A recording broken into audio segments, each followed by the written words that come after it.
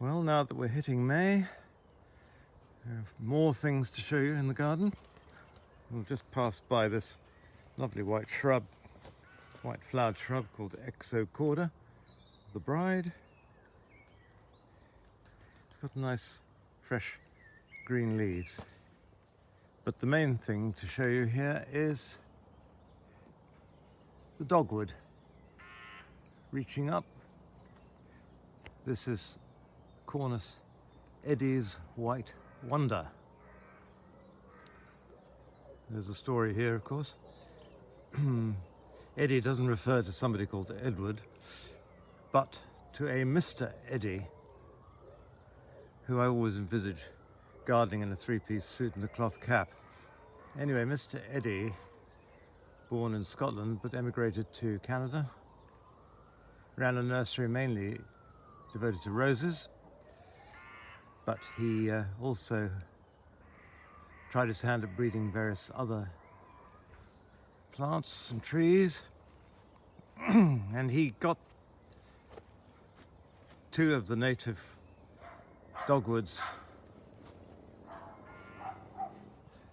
Cornus Nuttallii with white flowers and Cornus Florida rubra with red flowers, well, deep pink flowers. He put them together and raised several seedlings.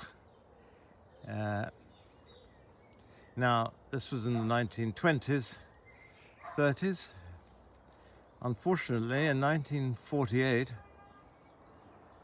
there was a tremendous flood in the nursery. And I mean, it was under 6 feet of water and rather wiped out. And remarkably,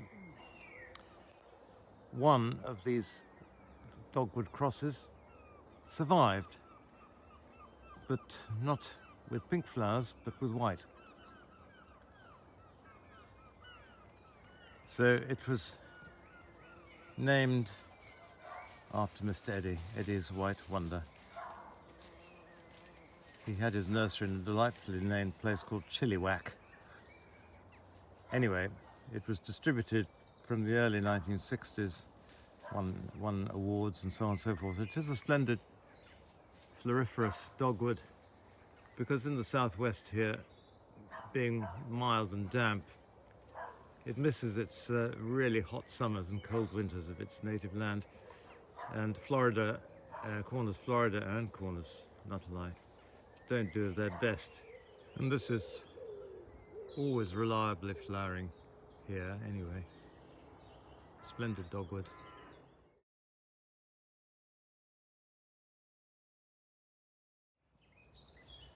Under the fading flowers of Rhododendron racemosum, you see the exquisite small bush of a scented rhododendron called Plover. Now, this may remind you of the beautiful Rhododendron Edgeworthii that I showed you in the last video, and indeed this has it as one of its parents, and it's got a lovely scent. A delightful small plant, about 7 years old, and a gift from a friend.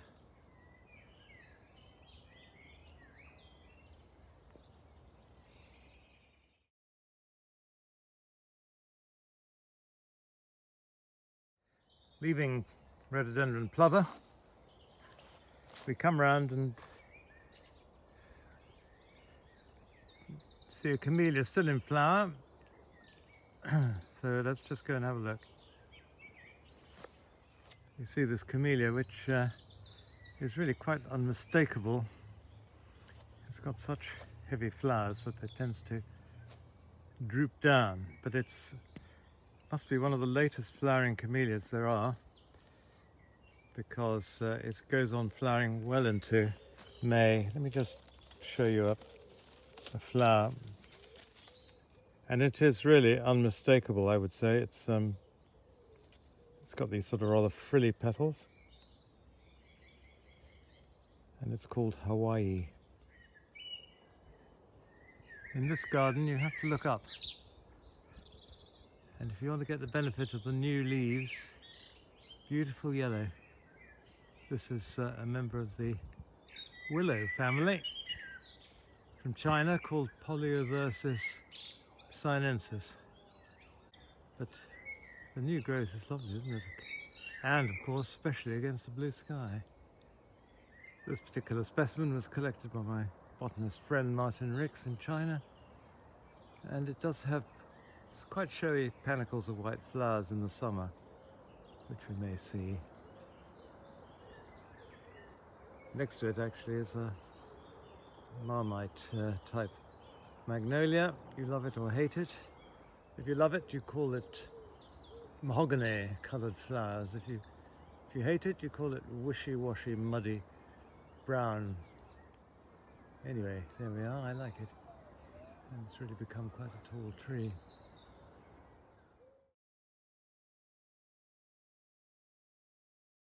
Now, how about these for new leaves? We're talking about new leaves. This is a young tree of a lime.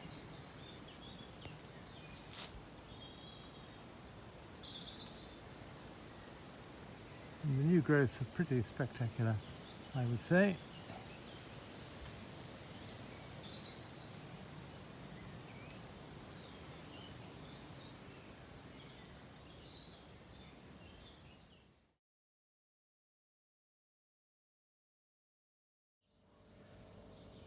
Things are beginning to pick up now after the winter.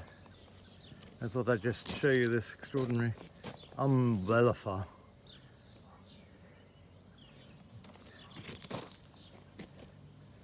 It used to be an extremely fashionable shrub. I think it was something like the Chelsea Flower of the Year or something in 2007. Rather fallen by the wayside. But it's called Mathiasella. And it makes a bold statement. But it's rather fleshy umbels. It's certainly not a humble umbel.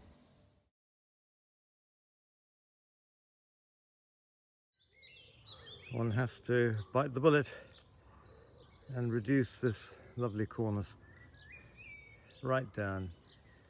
I do love its new growth and so on, but you can't postpone the inevitable. There we are, the post-lockdown haircut of the Cornus midwinter fire. Yeah, the obelisk walk is now being transformed by the appearance of the lilacs, and I must say they are fantastic and rich colour and scent.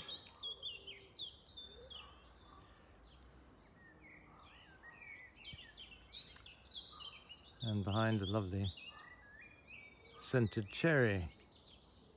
This is Prunus shizuka, or fragrant cloud. We'll go around and have a closer look. Everything looks so much nicer. We've got a beautiful blue sky in the background. But it certainly is a cloud living up to its name. An absolute mass of blossom.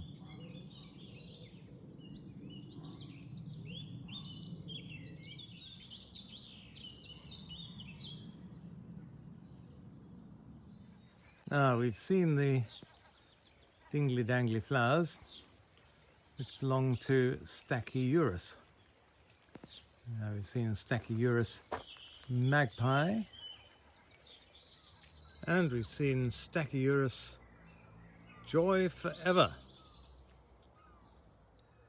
But here in front of Mr. Eddie's Cornus White Wonder, we have an evergreen Stachyurus, which is quite elegant really, with its drooping branches.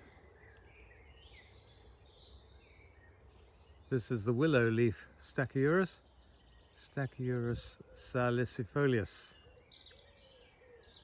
Coming in for a closer look. You can see that it's got the dingly-dangly flowers, obviously, but it's also got some lovely new growth, red. So an elegant shrub, really. an elegant shrub. But I do have to prune it quite considerably. It would go hurtling upwards, as you can see.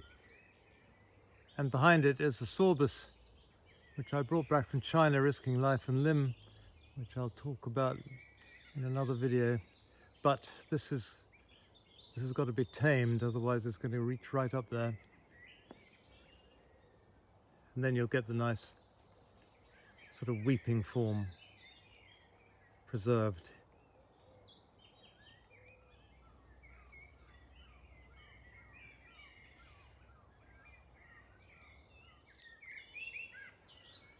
Coming around from the amazing Rhododendron loderi, second one I've got.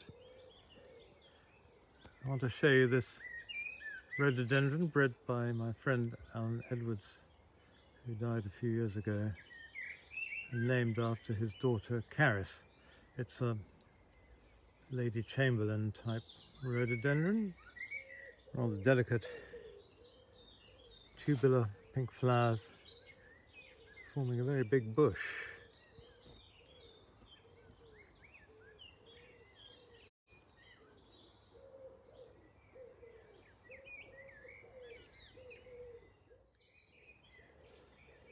By way of a rather straggly viburnum without many flowers. I have seen pictures of it really flowering well. This is a rather strange viburnum called Chingii.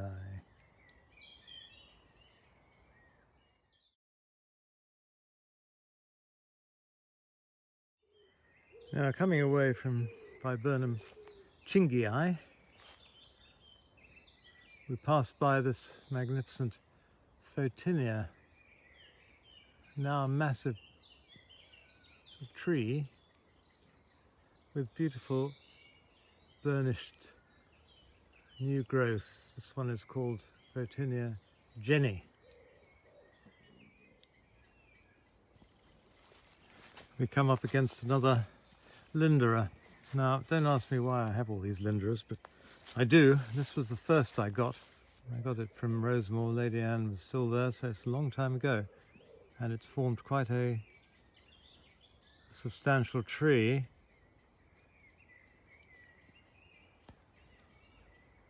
Going right up there.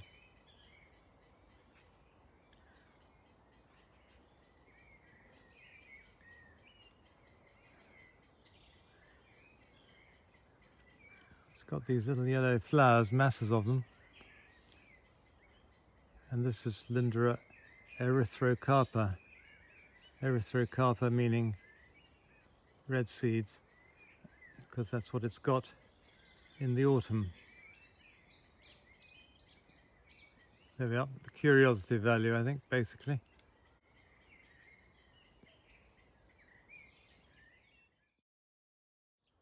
While on the subject of blossom, the crab apples have beautiful blossom, albeit rather fleeting.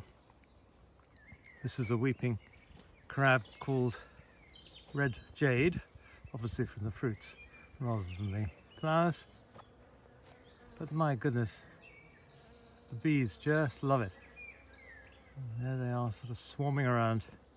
This was a present from a dear old lady who is clearing out her garden. It's getting too much for her. And I planted it here 25 years ago. It's formed a nice small spreading weeping tree, as long as you keep clearing the inside of it so it doesn't get too congested.